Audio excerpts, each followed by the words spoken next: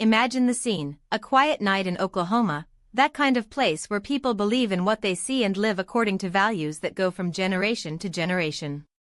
Cindy and Kevin Hammonds were the portrait of this simple and predictable life, a couple who was never lacking in the church on Sundays, who raised their son with love and had never questioned the boundaries between this world and what comes later. Until one dawn of March 2009, everything changed. It was almost 3 in the morning when a scream cut the silence of the house. It was not the scared cry of a child who woke up with a nightmare. It was something deeper, almost desperate, as if an adult voice had been imprisoned on Ryan's fragile body, a 4-year-old boy. "I'm not Ryan," he shouted, tears dripping down his face as he clung to the covers hard. "I need to go back to my home in Hollywood." Cindy, who was in the kitchen preparing breakfast for her husband, ran scared. The wooden floor creeps under its feet as the heart was beating out of the heart. Upon entering his son's room, he found him sitting on the tractor's thematic bed, shaking like a leaf in the wind. With the sweetest voice he got, he tried to calm him. "Son, it's me, Mom. You're at home, you're safe." But Ryan's eyes were not those of a child. There was an unusual depth in them, a pain that seemed to come from memories he should never have lived. "You don't understand, Mom," said the boy, with a seriousness that left her speechless. "I lived in a large house with a kidney-shaped pool. There was an office where I worked with famous actors. Then I felt a strong pain in my chest and couldn't breathe anymore." Cindy felt the air get heavy. How could a 4-year-old boy describe a kidney-shaped pool? Or talk about contracts and celebrities with such conviction? Kevin appeared at the door, still sleepy, his unhealthy hair. "What's going on here?" he asked, his voice hoarse by sleep. Ryan turned to him, his eyes shining with a strange intensity. "I was not a child before, Dad. He was a man like you, but more elegant. I wore beautiful suits and drove a car that shone a lot." The couple exchanged a look full of doubt and concern. They knew every detail of their son's life from birth, their first steps, their first words. Never, at any time, Ryan had demonstrated any unusual behavior. Kevin sat on the edge of the bed, trying to rationalize. "Son, I think it was just a very alive dream. Sometimes we wake up thinking it's real." But Ryan shook his head firmly. "It wasn't a dream. I remember my other mother. She was beautiful and wore long dresses. My house had huge wide stairs and windows. The clock on the bedside table scored 2h47. The only sound in the house was the refrigerator buzzing and the far-fashioned bark of some neighboring dog." But to the Hammonds, that night was the beginning of something that would shake everything they thought about knowing about life. In the next 2 hours, Ryan has not stopped talking. He described rooms with impossible details for his age, quoted names he had never heard, and told stories that no Oklahoma boy should know.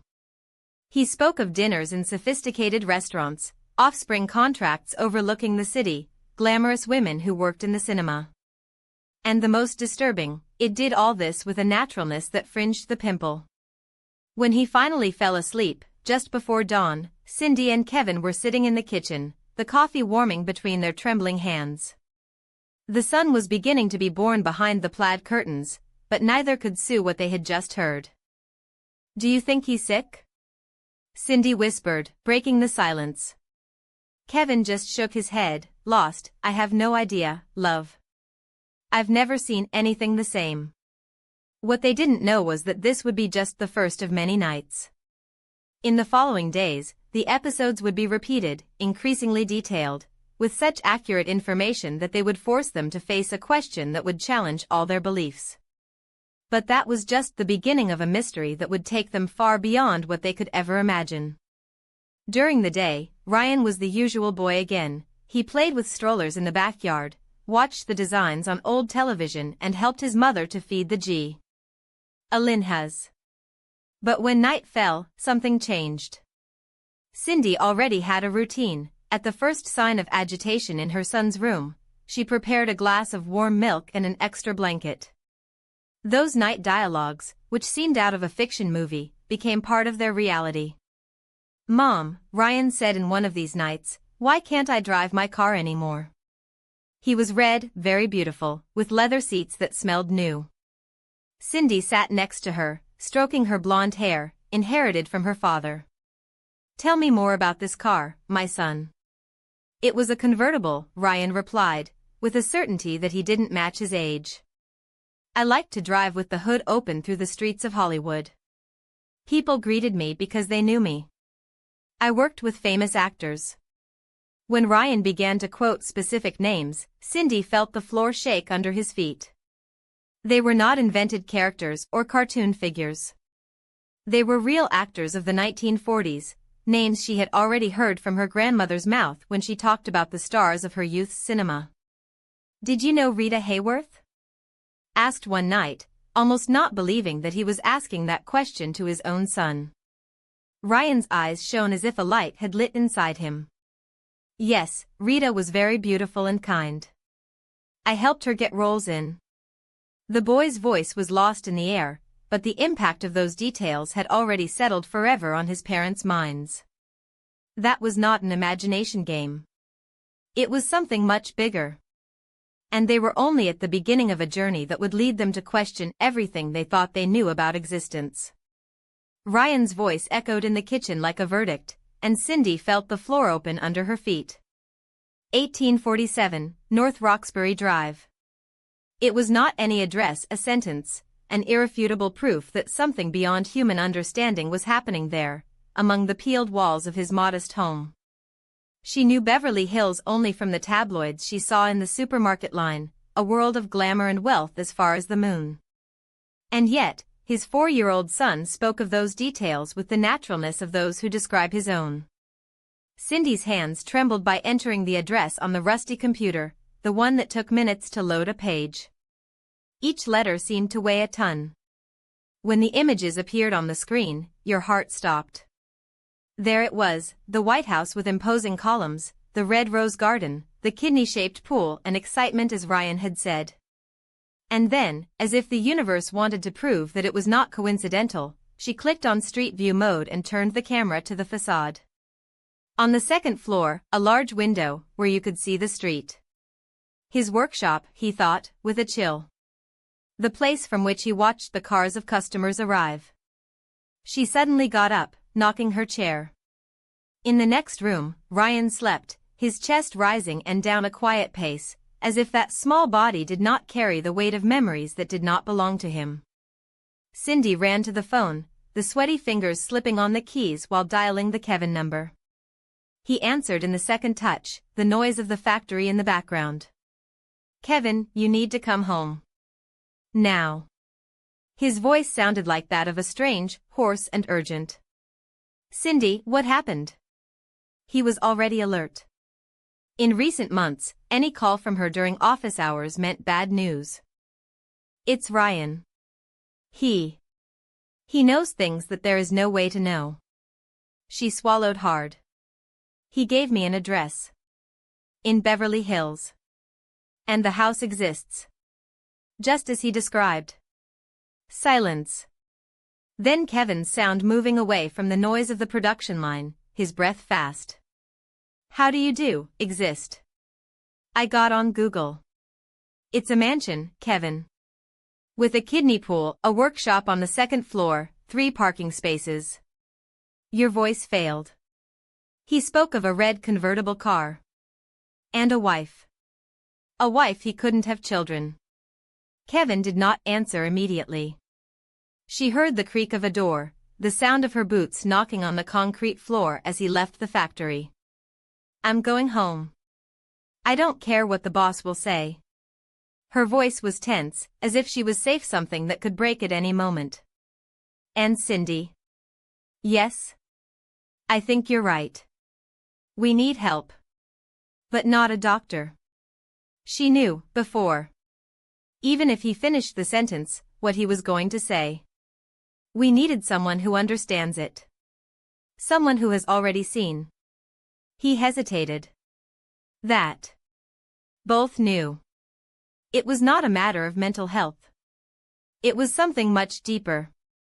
Something that challenged logic, science, the very notion of reality. While waiting for Kevin, Cindy returned to the living room and sat on the worn couch, the fixed eyes on the computer screen. He clicked on an old photo of the house, enlarging her.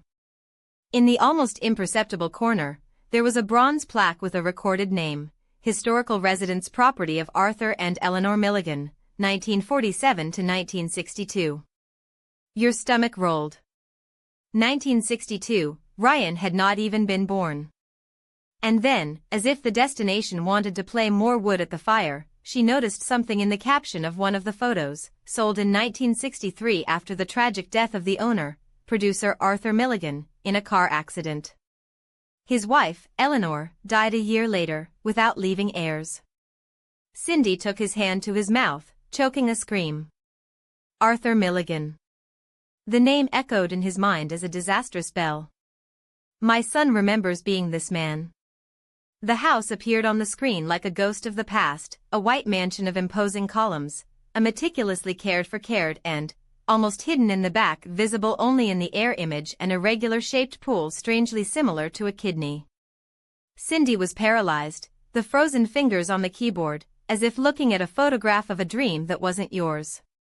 His 4-year-old son had described, with a frightening accuracy, a real property across the country in one of the most exclusive neighborhoods in the United States. A house he could never have seen. A life that could never have lived. When Kevin arrived at work that afternoon, he found Cindy in the porch, with an expression he had never seen before. His eyes were swollen, as if they had cried for hours, but there was something more in them, a cold, almost feverish determination that had replaced fear. Kevin, you need to see that. The words came out even before he took the dirty dirt boots. She pulled him by the hand to the computer, where the photo of the mansion in Beverly Hills was still shining on the screen. For long minutes, Kevin remained silent, his face pale. His eyes jumped between the image and his wife, as if trying to reconcile two realities that should not coexist. How is this possible? He finally whispered, his voice hoarse. I don't know. Cindy shook his head, his trembling hands on the table. But it's not a coincidence, Kevin. Ryan described this house. Just as it is. That night, after dinner, they sat Ryan on the couch between them, as if they were about to interrogate an adult, not a child. Kevin took a deep breath, forcing a calm tone. Ryan. Your mother told me about that address you mentioned today. Can you talk to us more about this house? The boy's eyes illuminated, as if someone finally asked the right question. It was my favorite home. He smiled excitedly. I had a very beautiful office where I received the actors. Some were very famous.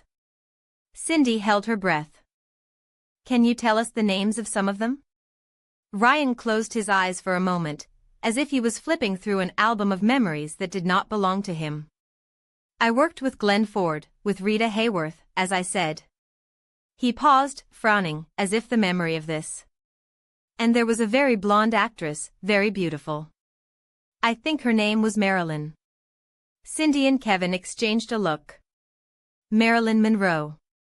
One of Hollywood's biggest stars in the 1940s and 1950s. A name that his 4-year-old son couldn't know, much less associate with the work of a talent agent. And how was your job, Ryan? Kevin tried to keep his voice light, but his hands were sweaty. I helped the actors get roles in the movies. The boy spoke with the naturalness of those who explain something obvious. He spoke to the directors over the phone, said which actors were good. Sometimes I went to the studios to see how they filmed. In the next 60 minutes, Ryan faded details of a life that had supposedly lived decades before being born. He spoke of contracts, negotiations, travel to New York to find producers. Described Hollywood-specific restaurants, mentioned streets by name, told Anito. On stars that had died long before it existed. And the worst of all? Each word sounded true. When they finally managed to put Ryan to sleep, Cindy and Kevin spent the whole dawn on the computer, checking every name, every place, every detail the son had quoted. One by one, the facts were confirmed. It all beat Hollywood's real story in the 1940s. Kevin. Cindy broke the silence when the first rays of sun began to leak out the window. I think we need professional help. This is beyond what we can deal with alone. He nodded slowly, his eyes tired but lucid. Tomorrow I call the medical insurance. But what are we going to say? Cindy held his hand, his voice shaking. What our 4-year-old son remembers being a Hollywood agent in another life. Neither had an answer. But one thing they knew, something extraordinary was happening at their home. Something that challenged everything they believed to know about reality. And the next day, there would come a call that would connect them to someone who had dedicated their lives to studying cases just like Ryan's. The call that would change everything came 3 days later, when Cindy had already spoken to 4 different doctors and always received the same answer: it's just a phase. Children have very alive imagination. But the 5th doctor was different. Mrs. Hammonds, said Dr. Peterson, pediatrician at the regional hospital, with a calm that left her on alert, I've heard similar cases before. There is an expert at the University of Virginia who specifically studies this kind of situation. His name is Dr. Jim Tucker. I think you should contact him. Cindy noted the name with his handy hands on the back of an envelope on the kitchen table. Dr. Jim Tucker. University of Virginia. Those words would become your savings. That same afternoon, while Ryan played in the backyard with a toy fire truck, she dialed the number she had found after an hour of search on the internet. Her heart was hitting so hard that she was sure the doctor could hear him on the other side of the line. Dr. Tucker answered a serene and professional voice. Doctor, my name is Cindy Hammonds. I'm calling Oklahoma. My 4-year-old son, she swallowed hard. He's saying things he shouldn't know. Things about Hollywood in the 1940s. There was a break. Not by surprise, but of recognition, the break from someone who had heard stories like that before. Mrs. Hammonds, could you describe me what exactly your son has said? In the next 20 minutes, Cindy told everything. The night crises. The details about Rita Hayworth. The exact address in Beverly Hills. The names of actors that Ryan had no way to know. With each information, she felt less like a worried mother and more as a witness of something impossible and yet real. Mrs. Hammonds, Dr. Tucker finally spoke, with a firmness that calmed her. I would love to meet Ryan. What you are describing fits into standards that we have already documented in other cases. Would you be willing to come to Virginia? Cindy's heart shot. Do you think this is real? I take more than 15 years studying children who report memories of past lives. I've documenting more than 2,500 cases like this. His voice was quiet but unshakable. Your son is not sick, and you are not imagining things. Those words were like a balm for Cindy's tormented soul. For the first time in weeks, she didn't feel alone with the weight of the impossible. When Kevin arrived at work that afternoon, he found Cindy with a completely different expression. It was no longer the despair that had consumed it for days. It was hope. The hope that shone in Cindy's eyes now burned with an almost physical intensity. She followed Kevin to the kitchen table, where the computer remained open, illuminating the face of the man who had somehow been his son in another life. Black and white photos showed a man of impeccable suit, confident smile, and eyes that shattered from the distance of decades raised something undeniably familiar. It was like looking at a Ryan echo, not traces, but in essence. Marty Martin, Kevin read it low, as if the name weighing more than the syllables that made him. His fingers shaking the screen. Going through old headlines, Hollywood agent dies of heart attack in his office, Marty Martin, the man who discovered stars, says goodbye to the age of 61. Each word was a hammer blow to everything he believed about reality. They were not coincidences. They were not a child fantasies. It was a truth as solid as the table in which he supported his hands, a truth that challenged the laws of physics, biology, reason itself. Ryan appeared at the kitchen door, rubbing his sleepy eyes. Seeing parents' expression, his voice came out small, almost guilty. I shouldn't have spoken, right? Cindy pulled him to his lap with a hug so tight that he laughed despite the tension in the air. "No, my love. You should." His voice was hoarse. "You gave us the missing piece." Kevin knelt in front of his son, putting his hands on his small shoulders as if he needed to anchor the two on the floor. "Ryan." He hesitated, seeking the right words. "Do you remember something more? Something that we can prove?" The boy thought for a long moment, nibbling his lower lip. Then his eyes illuminated. "Yes." He jumped from his mother's lap, running to the drawer where they kept the pencils and papers. "I remember the address," he shouted, already scribbling with clumsy lyrics on a piece of paper. 6780, Hollywood Boulevard, Suite 805. The silence that followed was electric. Cindy and Kevin exchanged a look that didn't need words. They knew.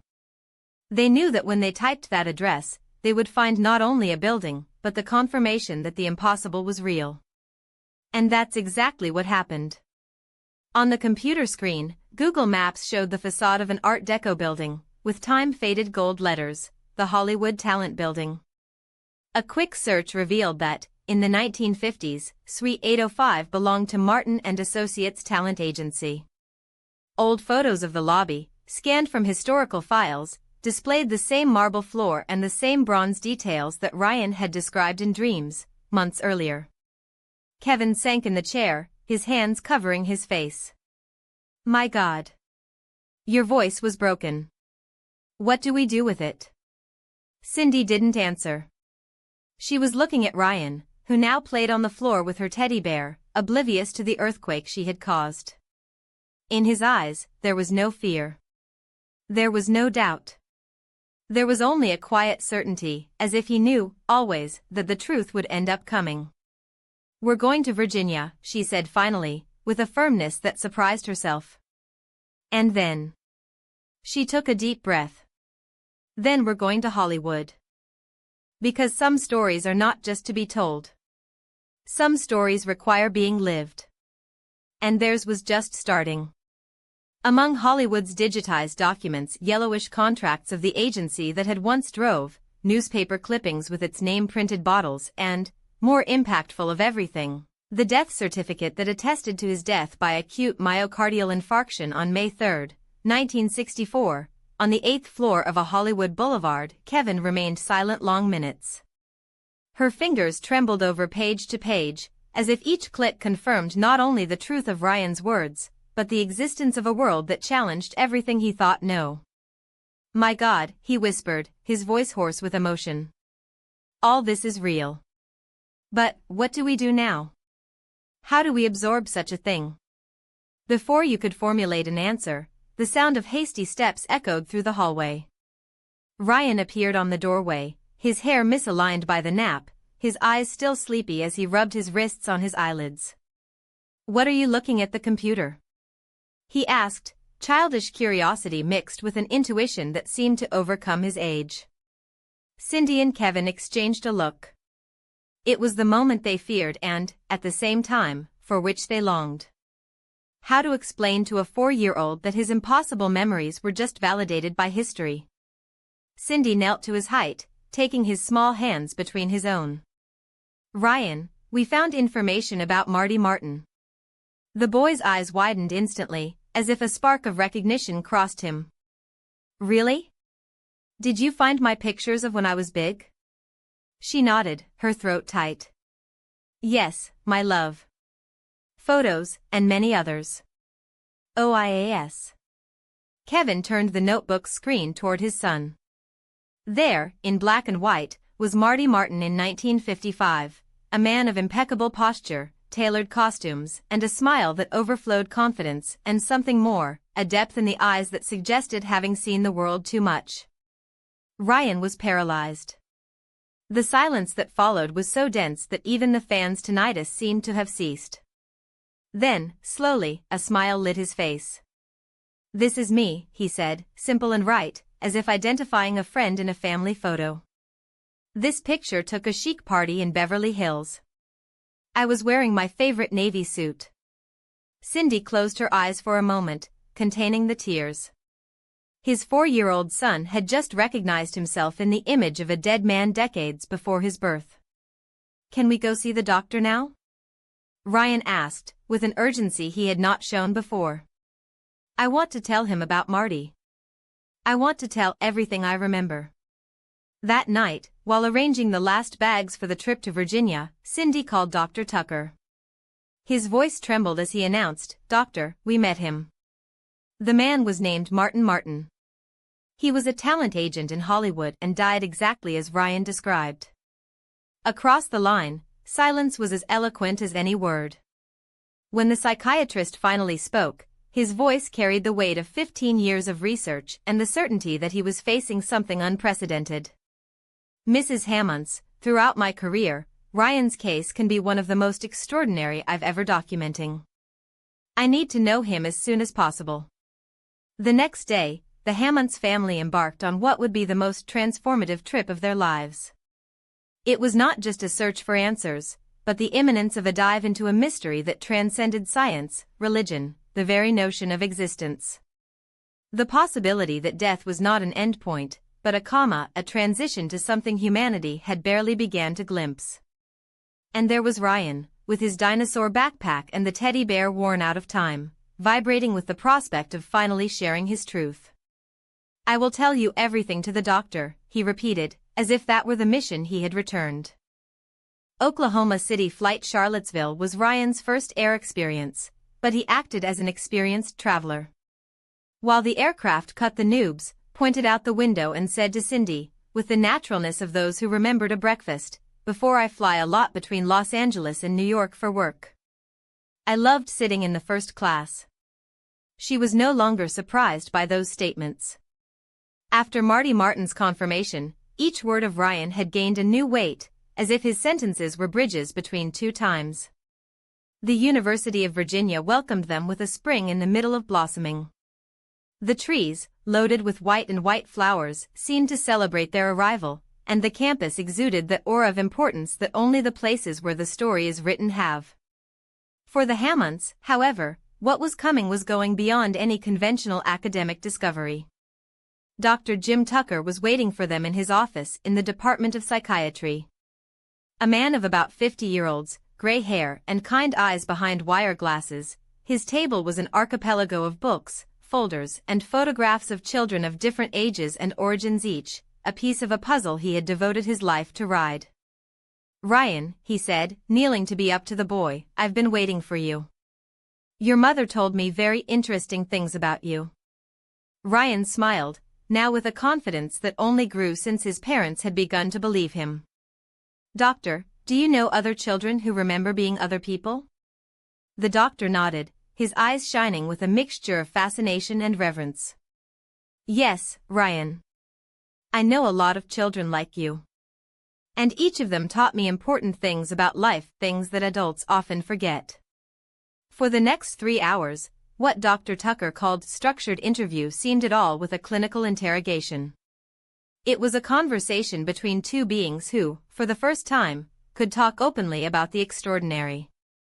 Ryan, swinging his legs in the car seat like any 4-year-olds, discussed the authority of in living a lifetime.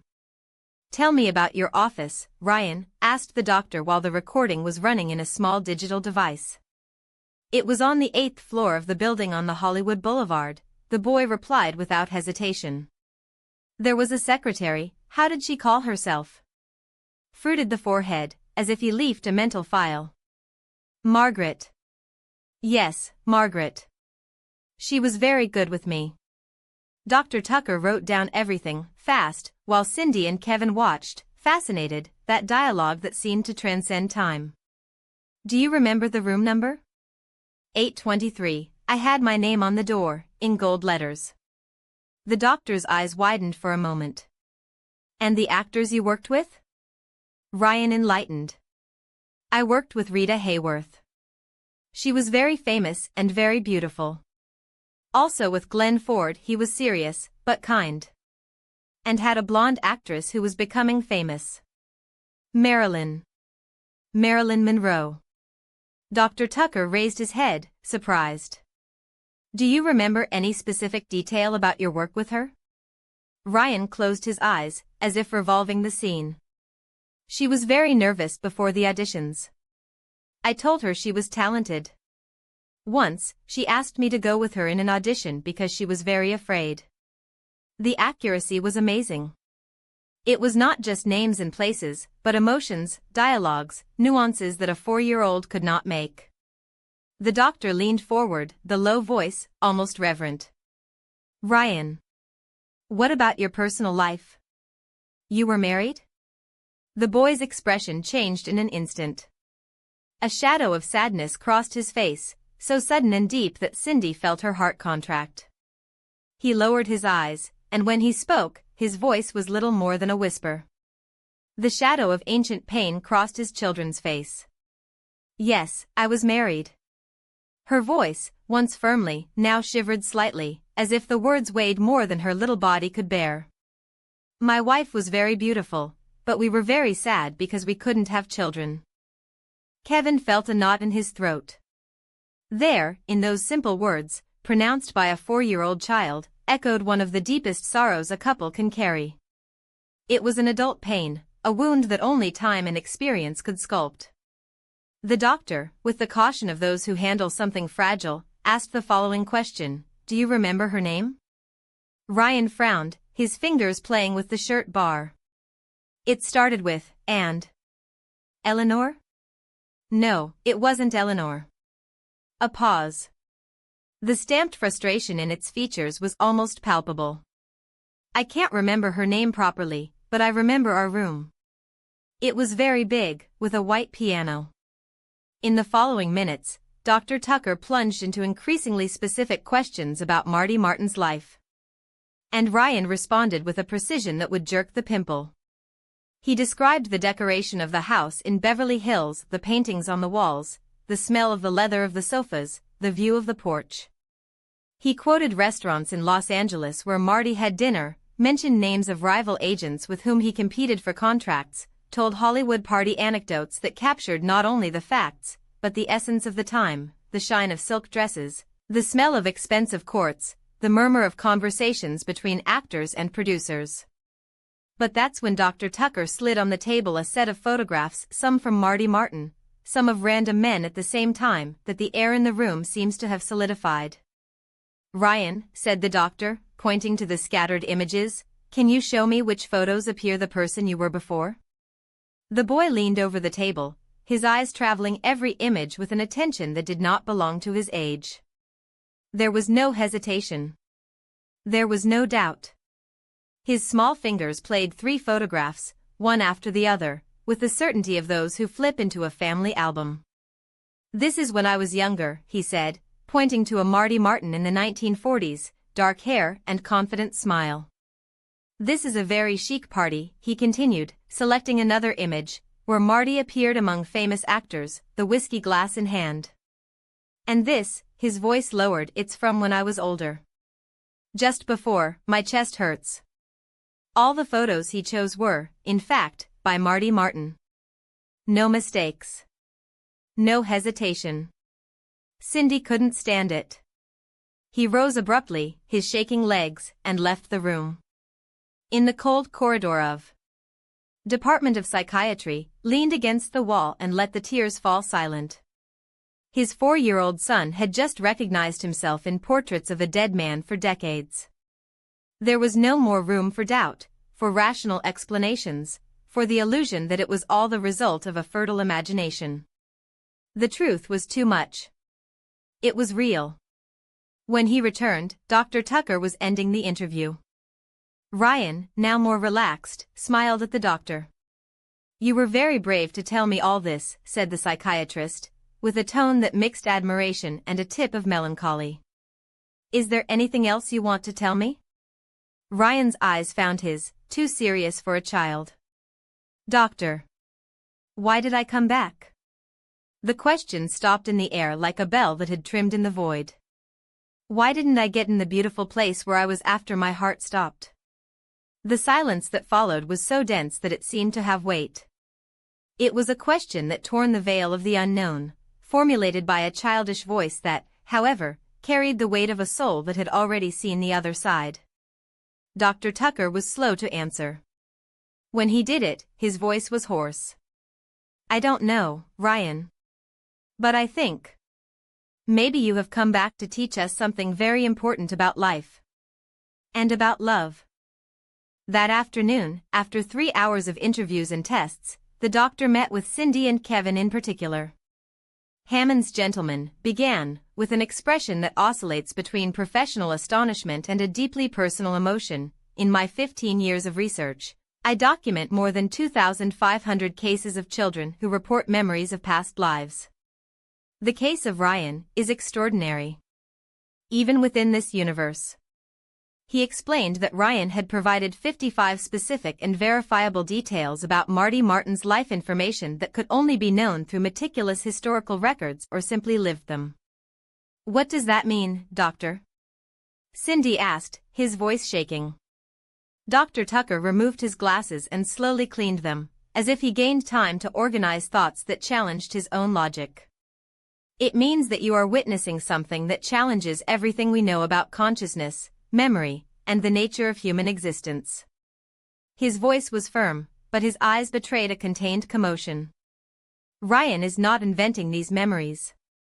Somehow impossible, according to our current scientific knowledge, he is accessing real memories of a man who lived and died decades before he was born. It was as if the memories of other existence slowly dissolve into the growth of growth, giving way to the personality that formed, a process as natural as the sunrise, but loaded with poetry that challenged any rational explanation. Perhaps Ryan came with a purpose, Dr. Tucker had suggested on his last visit, with a low voice, as if he had to break the charm of what science could not even name. What if that purpose were to show you precisely, and through you, the world, that human consciousness is a much wider and more intricate fabric than we dare to imagine? Kevin returned to the exhaustive pace of the processing factory, but something inside it had rearranged forever. Now, as his colleagues discussed scores or elections between the buzz of the machines, he was silent, reliving those nights when the voice of a 5-year-old boy had echoed with the authority of a man who had had too much.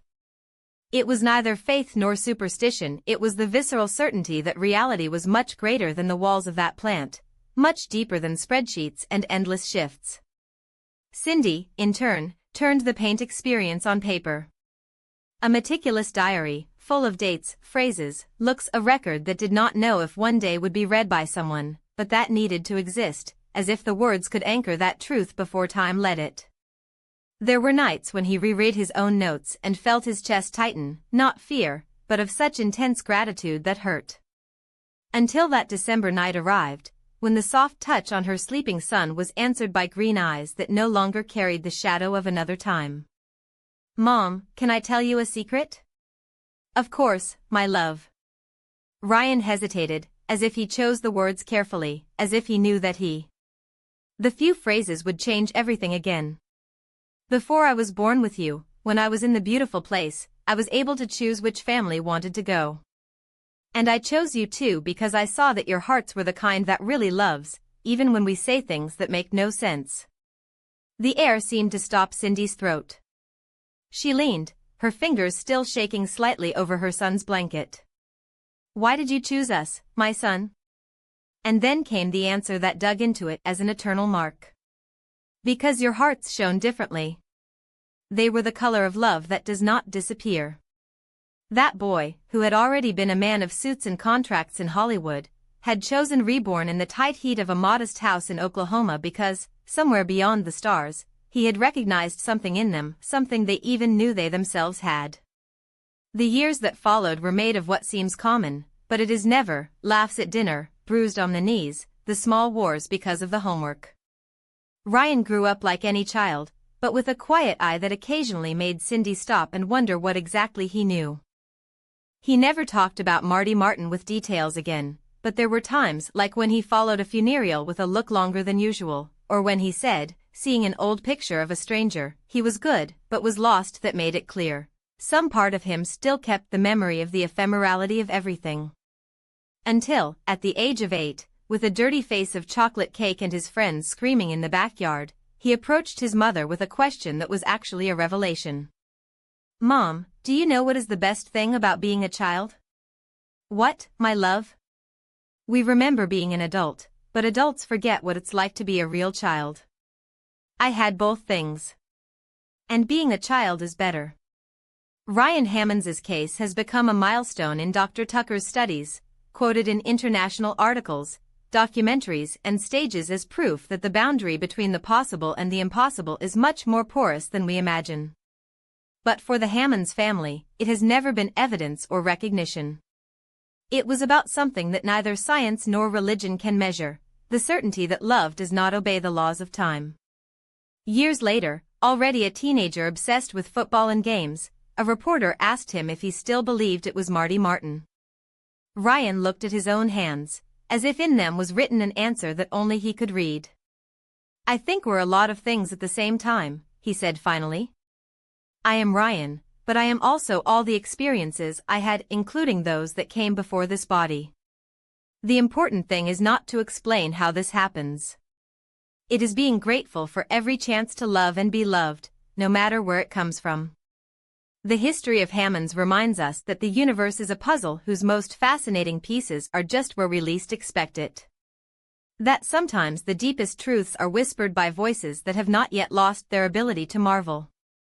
And that, in the end, they may not matter so much the explanations of how consciousness dances between lives, but the ability we have or that we choose to have to believe that love is the only known force that overcomes to death.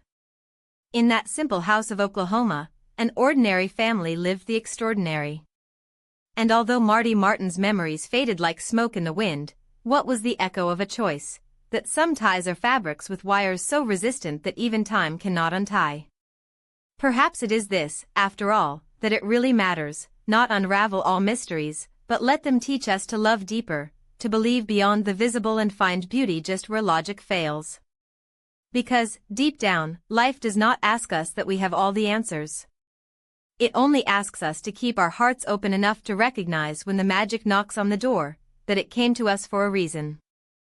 And that sometimes the truest miracles are those who fit in the palm of a child or in the hug of a mother who, on any night, found that she had been chosen by a soul long before she was born.